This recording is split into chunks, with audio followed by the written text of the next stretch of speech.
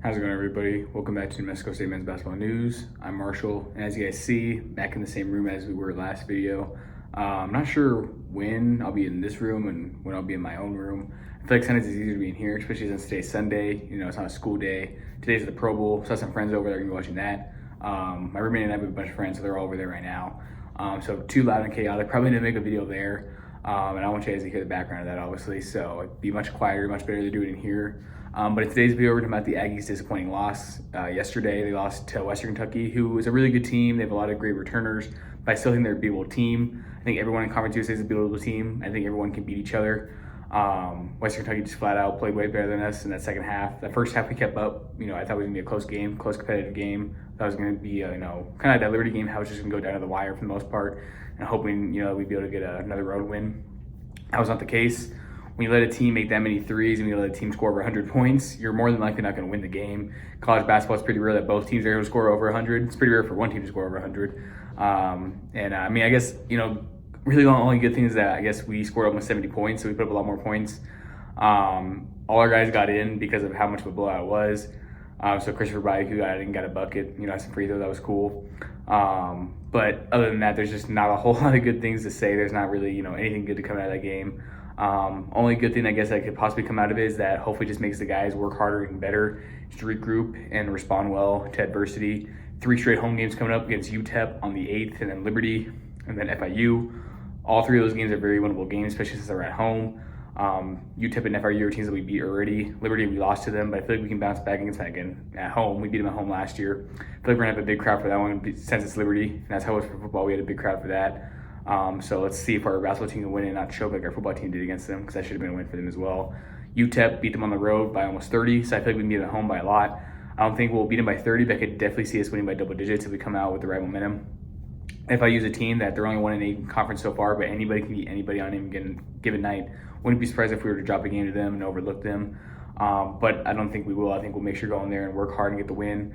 I was talking to some of my friends. I feel like if we can get these 3 wins at home, like again, very winnable games, that'd be huge. Put us at 8-4, and who knows where we'll be at that point. Right now, there's like a 5-way tie for 4th place. If you look on Google, it'll show that we're 8th out of 10 teams. But realistically, I think we're a little bit higher since we beat UTEP, so we should have the tiebreaker over them. Especially if we beat them this upcoming game, we'll be a game ahead of them, and we'll have beat them both times. So we'll have a season sweep over them, which will be great.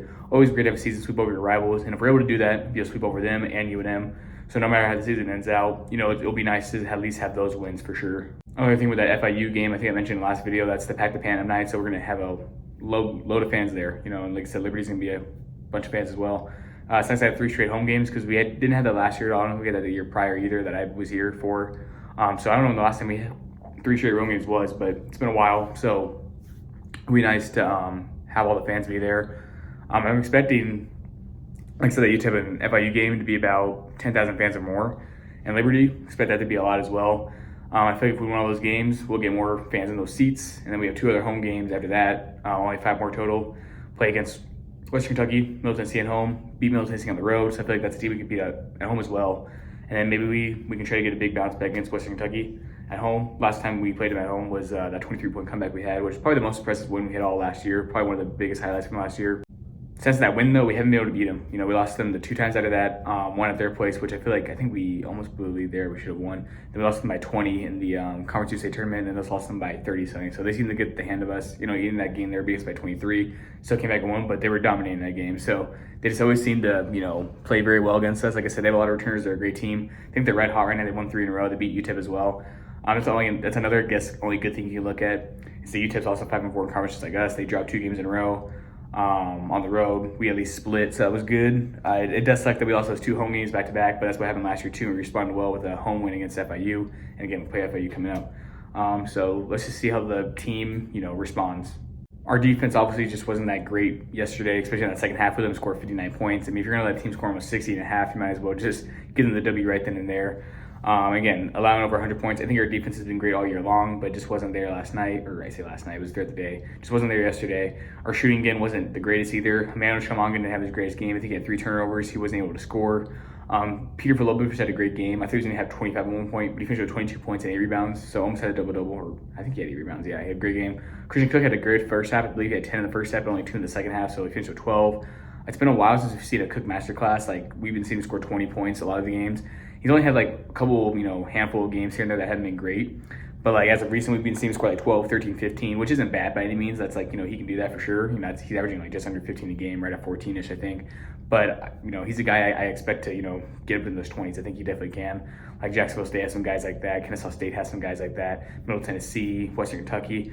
I mean, we let a dude come off the bench and drop 27. And then some dude with the last name Marshall, he was actually with them last year too, I remember. He had 24. So, I mean, I guess he represented me well, my name well, but didn't want that to happen. That's the only Marshall I'd not root for.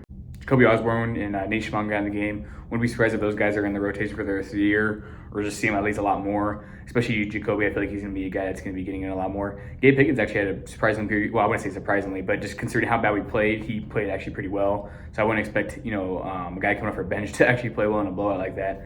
He had 9 points. He did have 4 turnovers though, so that was the one bad thing. That's what we saw a lot at the beginning of the year. And I think he had like 1 assist, so his assist to turnover ratio was not great. But on the season, it's been pretty solid ever since the start of the year. He had a steal as well, so he played some good defense. Jacoby played some good defense as well. Those freshmen just know how to hand the ball and just play terrific defense. So proud of them for that. Just wish it resulted in a win, obviously. Jaden Harris had another, not so great, underwhelming performance. Robert Carpenter, he had 3 straight games. We had 16 points, was looking like our top guy. But I have to say last night again. Yesterday, just didn't really play good. Only had 2 points, didn't shoot the ball great. I mean, none of us really shot the ball good. Deontay didn't have his greatest game either. He only had 4 points.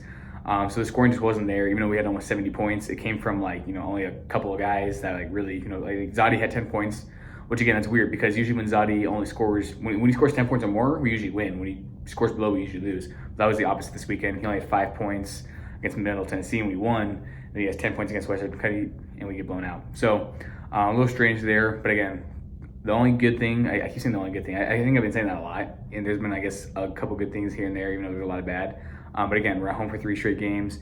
Even though we lost those 2, I feel like we're going to do a lot better at home this upcoming time. I think they're going to make sure they respond and give us fans what we want to see. Carl got in the game too, like I said, everyone got in the game. Carl's a guy that we saw, more toward the beginning of the season, but just haven't seen him a lot in conference.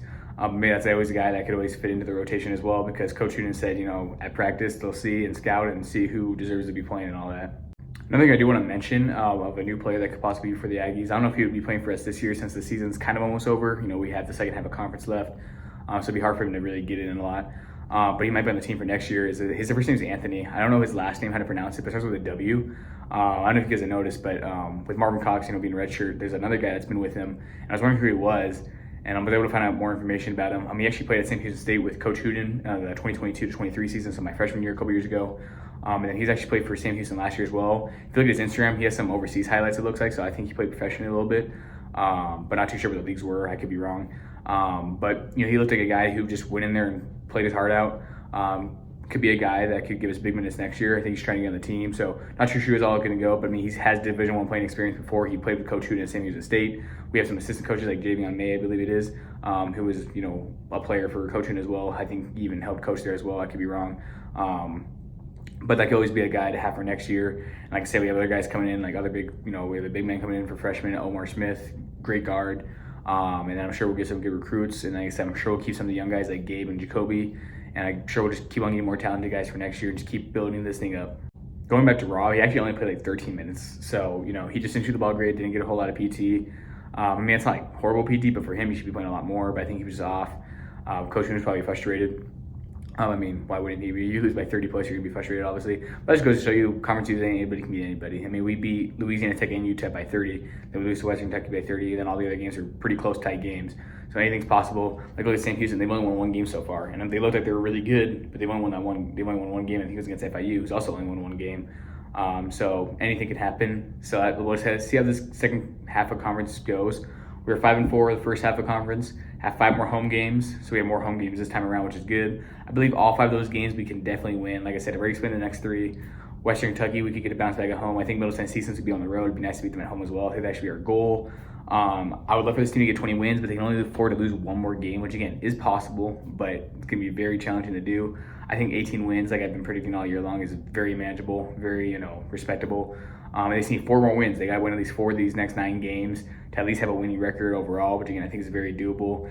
It'd be nice for them to win these next 3. That way, all they do is win at least 1 more, have a winning record, set themselves up for a good position in conference. I can totally still see them finishing within the top 4 or 5, and that'd be a good range for them. Because even if they play against like number one seed, we're trying to beat Jacksonville State. I mean, we almost beat Jacksonville State. Like anybody can beat anybody. It's crazy how close it is. It does not matter what you are. Honestly, wouldn't be surprised if Sam Houston State or their FIU, who are 9th and 10th right now, were able to like make some noise in the tournament. I would not be surprised at all. Anybody can beat anybody. So even if we finish with like a 4, 5, 6 seed, I could definitely see us winning it. It's open to anybody. I really can't make a prediction. Obviously, I want the Aggies to win it, so I could be biased and say that we're going to win it. I could say Jacksonville State's going to win because they're number one right now. Middle Tennessee was number one last week. UTEP was one at one point. We were one at one point. Anything can happen. Going back to our shooting, our free throws actually wasn't horrible. We shot 88% from the line. Edward actually got in the game. He had 4 points off free throws.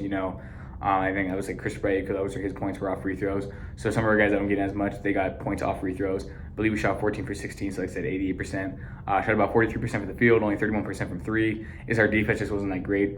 Shooting, again, free throws solid, still from the field in three. I guess it was slightly better than usual, but still wasn't great. Our defense just wasn't great. I mean, they're hitting a bunch of threes. There was times they were open. There was times we were guarding it. We just could not get stops. Sometimes it's one of those days for your team. Like we've had days like that. That's why we blew out our teams, because we were just making all our shots against UTEP. And La Tech, and then Western Kentucky blew us out because they're making all their shots. They had a great weekend. Shout out to them. Again, they're a team that could possibly win the whole tournament too, and make it back-to-back NCAA tournament runs, just like their volleyball team seems to always do. But I want the Aggies to get revenge for a volleyball team who lost to them. It feels like Western Kentucky's been beating us a lot, even they beat us in football too. So it'd be nice if we can just bounce back against them at home later on when we play them. I believe we play them right at the end of the month, and I think our last home game is on March 1st against Western Kentucky, I believe, and I think before that, sometime late February against Middle Tennessee. I could be wrong, but we got to focus one game at a time, get better each and every day. Really looking forward to see how they finish out conference. I believe out of these last 9 games, again, they're all winnable. I feel like we can win the 5 home games, and then on the road, I feel like we'd split them. I mean, we already have 3 road conference wins. I feel like we could, I think 7-2 is very possible, honestly. So if we're going to get 7 more wins, I guess at like 19. If I had to make a guess, I'd say anywhere from 5 to 7 games. We have to win 8 to get 20 wins. Again, I want that, but I think 5 to 7 more realistic. But I'm wrong; they could definitely get 8. I mean, they went on a 7-game winning streak, but now we've lost 4 out of the last 5. This is the first time in a while. I know I've been mentioning in videos too how we either go on winning streaks or losing streaks, but we just won 1, lost 1, split this weekend, which it could have been worse, right? We could have just lost both games. And that Middle Tennessee game, we could have choked at the end, but again, thank goodness we got the win. I'll take 1 win over none all day. Again, it would have been nice to win both, but sometimes you gotta, just get what you get. Thanks, and close out for the video. I've talked a lot about what I want to talk about. I know a lot of times when we get, lose, especially when we blow out like this, I'm very upset. This video, I feel like I wasn't as upset explaining it. I'm trying to be more positive, look toward the future, and hopefully the Aggies can just fix what went wrong yesterday. And I believe they will. Coach Hoonan, he's been coaching for a long time. He's bounced back from losses like this before. Maybe like last year, lost to UNM by 44, came back and almost beat him at our place, and we just beat him this year. So you just got to bounce back. I would not be surprised at all if we come back at home against Western Kentucky and are just able to, do a lot better against them. And just, 5 wins in the first half of conference, it'd been nice. I feel like we could have definitely got more after that 4-0 start. But maybe we can get up to a 3-0 start with these 3 straight home games.